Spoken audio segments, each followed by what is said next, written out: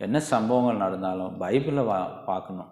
அதனால தான் தேவனுடைய பிள்ளைகள், விசுவாசிகள் ஒழுங்கான ஒரு ரீடிங் வச்சுக்கணும், ஒரு பைபிள் ரீடிங் வச்சுக்கணும், ஸ்டடி பண்ணணும், நல்ல ஸ்டடீஸ் கேட்கணும், நல்ல டீச்சிங்ஸ் கேட்டு ஸ்டடி பண்ணணும். அப்போது நம்ம வஞ்சிக்கப்பட மாட்டோம். ஏன்னா you have the word of God to enlighten you.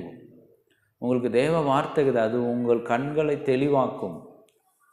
இங்கே அந்த வேத வசனத்தின்படி அங்கே ஒருத்தன் சொல்லனா அவனுக்கு விடியற்காலத்து வெளிச்சம் இல்லை. உங்களுக்கும் எனக்கும் ஒரு வெளிச்சம் உண்டாகும். வேத வசனம் ஒரு வெளிச்சத்தை கொடுக்கும். ஆஹா, பைபிளில் இப்படி இல்லையே, பைபிளில் இப்படி இருக்க, இப்படி இவங்க தவறாக சொல்லி கொடுக்குறாங்களே, ஈஸியாக நீங்கள் ஐடென்டிஃபை பண்ண முடியும்.